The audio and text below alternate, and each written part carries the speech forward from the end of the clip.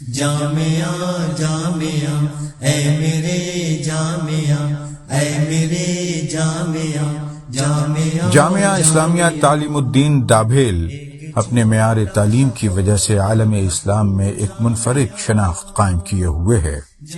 16 ایکڑ قطع اراضی پر قائم اس جامعہ میں فی الوقت 850 منتخب طلبہ ایک خاص تعلیمی نظام کے تحت زیور تعلیم سے آراستہ ہو رہے ہیں۔ جامعہ کی تاریخی درسگاہیں، مختلف علوم پر 40,000 کتابوں اور نادر مخطوطات سے مزین اس کی لائبریری، ہزاروں مصلیوں کا روحانی مرکز، اس کی عالی شان مسجد،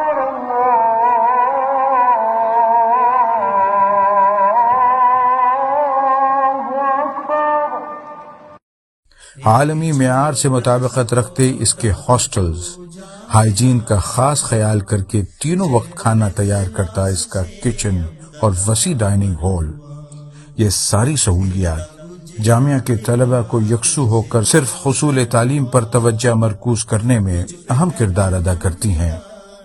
لیکن یہ 120 سال قدیم ادارہ یوں ہی نہیں اس مقام تک پہنچا، بلکہ اس کے بنیاد گزاروں نے اسے اس مرتبے تک پہنچانے میں اپنی زندگیاں صرف کر دیں۔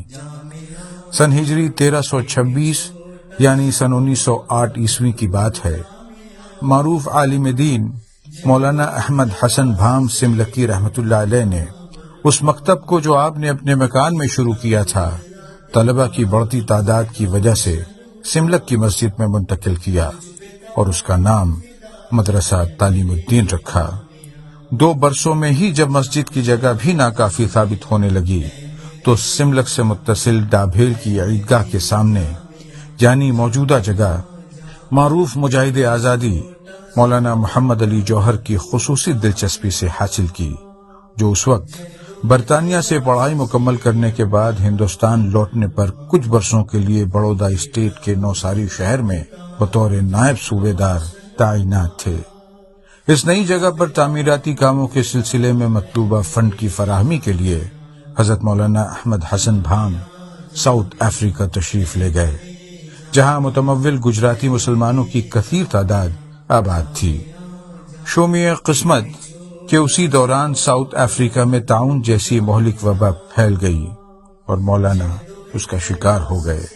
سن 1918 میں محض 41 برس کی عمر میں آپ مدرسہ تعلیم الدین کی ترقی کی راہ میں شہید ہو گئے۔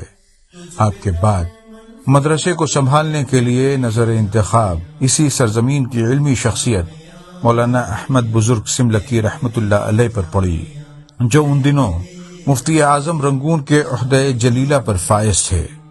مولانا احمد بزرگ سملکی مولانا احمد حسن بھام کے ہم نام ہی نہیں، ہم سبق بھی تھے، اس لیے آپ نے اس ذمہ داری کو بخوشی قبول کر لیا۔ آپ کے آنے کے بعد مدرسہ تعلیم الدین میں تعمیر و ترقی کے ایک نئے دور کا آغاز ہوا۔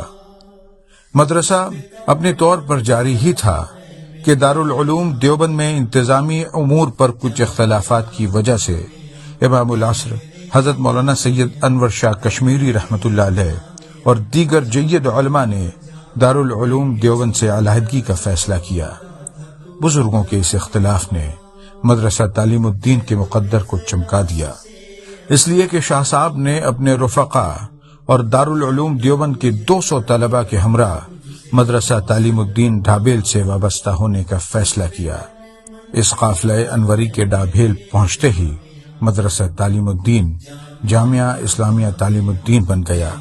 ایک طرف جہاں اس قافلہ انوری کی قیادت مولانا سید محمد انور شاہ کشمیری فرما رہے تھے، وہیں مفسر قرآن حضرت علامہ شبیر احمد عثمانی، حضرت مولانا سید سراج احمد رشیدی، حضرت مولانا مفتی عتیق الرحمن عثمانی، حضرت مولانا سید بدر عالم میرچی، حضرت مولانا سید محمد ادریس سکھروڈوی، حضرت مولانا محمد حفظ الرحمن سیوہاروی، حضرت مولانا محمد یحییٰ تھانوی، حضرت مولانا سعید احمد اکبر آبادی، حضرت مولانا مفتی عزیز الرحمن عثمانی اور حضرت مولانا سید احمد رضا بجنوری رحمۃ اللہ علیہم اجمعین جیسی عبقری شخصیات بھی اس میں شامل تھیں۔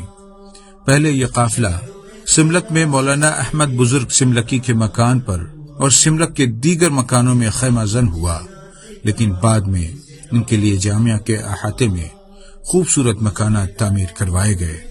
اہل سملک نے ان علماء اعظام کے استقبال میں اپنے گھروں کے ساتھ دلوں کے دروازے بھی کھول دیے۔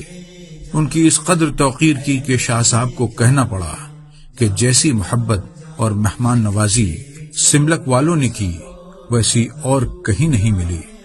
ان اصحاب فضل و کمال کے آنے سے جامعہ کے در و دیوار سے علم کی کرنیں پھوٹنے لگی۔ اسے بجا طور پر رشک بغداد یا دارالعلوم دیوبند ثانی کہا جانے لگا۔ علماء کرام کی اس کہکشاں نے جہاں جامعہ اسلامیہ تعلیم الدین ڈابھیل میں تدریسی سطح پر علمی خدمات پیش کی، وہیں قلم کے میدان میں بھی زبردست علمی سرمایہ تخلیق کیا۔ مجلس علمی کی شکل میں جامعہ کے احاطے میں ایک تصنیفی ادارہ قائم کیا گیا، جسے بعد میں اس عمارت میں منتقل کر دیا گیا جو ان علماء کی پہلی قیام گاہ تھی۔ شاہ صاحب کی بیشتر اہم کتابیں یہیں سے شائع ہوئیں۔ فیض الباری شرح بخاری، العرف الشاذی، فصل الخطاب فی مسألۃ ام الکتاب، التصریف بما تواتر فی نزول المسیح جیسی کتابیں یہیں سے شائع ہوئیں۔ شاہ ولی اللہ محدث دہلوی رحمہ اللہ کی شرح آفاق کتاب ازالۃ الخفا عن الخلافۃ الخلفاء کا عربی ترجمہ یہیں ہوا۔ مجلس علمی کے اخراجات کی جملہ ذمہ داریاں مولانا محمد میاں سملکی اور ان کے بعد ان کے اہل خانہ نے اٹھائی۔ مولانا میاں محمد سملکی مولانا انور شاہ کشمیری کے وہی شاگرد ہیں جن کی شادی کی دعوت پر سب سے پہلے آپ سملک تشریف لائے تھے۔ اسی دوران ایسے واقعات پیش آئے جن سے جنگ آزادی میں جامعہ اسلامیہ تعلیم الدین ڈابھیل کا شاندار کردار بھی سامنے آتا ہے۔ سن 1930 میں نمک کے قانون کے خلاف گاندھی جی نے سابرمتی آشرم سے ڈانڈی کے ساحل تک ڈانڈی مارچ کا فیصلہ کیا۔ اس 388 کلومیٹر کے پیدل مارچ کا راستہ ڈابھیل کے قریب سے ہو کر گزرتا تھا۔ چنانچہ 3 اپریل 1930 کو جب یہ قافلہ کفلیتا پہنچا تو مولانا عبدالحی کو مولانا احمد بزرگ سملکی اور شاہ صاحب کے حکم پر جامعہ کے طلبہ کے ہمراہ گاندھی جی کا استقبال کرنے کے لیے بھیجا گیا، اور اس تحریک کی حمایت کے مکتوب کے ساتھ ساتھ اس میں ہو رہے مصارف کے لیے ڈابھیل اور سملک کے مسلمانوں کی جانب سے 51 روپے کا چندہ بھی پیش کیا گیا، جو برادران وطن کے چندے سے دگنا تھا۔ اس کے بعد جب جامعہ سے قریب دھامن گاؤں میں گاندھی جی نے قیام کیا تو حضرت مولانا انور شاہ کشمیری کے حکم پر مولانا مفتی عتیق الرحمن عثمانی اور مجاہد ملت مولانا حفظ الرحمن سوہاروی صاحبان گاندھی جی سے ملنے پہنچے۔ گاندھی جی نے اس وفد کا خیر مقدم کیا اور دوران گفتگو ان سے پوچھا کہ میں نے سنا ہے کہ پیغمبر اسلام صلی اللہ علیہ وسلم نے فرمایا ہے کہ پانی، نمک اور گھاس پر ٹیکس لگانا منع ہے۔ تو جواب میں انہوں نے تصدیق کی، جس پر گاندھی جی نے ان سے درخواست کی کیا یہ بات تحریری شکل میں مل سکتی ہے؟ ان علماء نے حامی بھر لی اور دوسرے دن اس ضمن کی احادیث حوالے کے ساتھ لکھ کر گاندھی جی کو پیش کی۔ گاندھی جی بہت خوش ہوئے اور نوساری میں ہوئے عوامی جلسے میں اس فتوے کا ذکر کرتے ہوئے کہا کہ اس نے ہماری تحریک میں نئی جان ڈال دی۔ جامعہ کے علماء اور اساتذہ ڈانڈی بھی پہنچے اور وہاں برطانوی پولیس کی زیادتیوں کا شکار ہوئے، لیکن گاندھی جی کا ساتھ نہیں چھوڑا۔ اسی طرح کسانوں پر عائد ظالمانہ ٹیکس کی عدم ادائیگی کے عوض برٹش سرکار کسانوں کی جائیداد ضبط کر کے اسے کوڑیوں کے بھاؤ نیلام کرتی اور اس سے اپنا ٹیکس وصول کرتی۔ سردار ولبھ بھائی پٹیل نے اس کے خلاف ایک تحریک چھیڑی اور لوگوں کو اس نیلامی میں حصہ لینے سے منع کیا۔ چنانچہ پارٹی دار سماج کے لوگوں نے جامعہ اسلامیہ ڈابھیل سے فتویٰ طلب کیا کہ کیا اس طرح کی نیلامی میں زمین جائیداد کی خریدی اسلام میں جائز ہے۔ اس ضمن میں مولانا مفتی عتیق الرحمن عثمانی رحمہ اللہ نے انتہائی جرأت کے ساتھ فتویٰ صادر کیا کہ ایسا کرنا کسی مسلمان کے لیے شرعاً جائز نہیں۔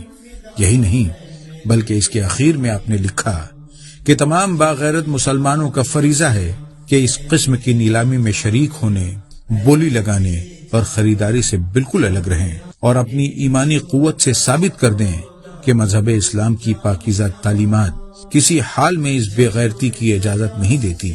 اسی اثنا میں مولانا اسماعیل نانا نے اس فتوے کا گجراتی زبان میں ترجمہ کر کے اس کی ہزاروں کاپیاں تقسیم کروا دیں۔ اس سے فرنگی حکومت چراغ پا ہو گئی اور جس پریس سے یہ چھپا تھا اسے ضبط کر لیا۔ اس کام میں ملوث پائے گئے افراد کو جیل بھیج دیا۔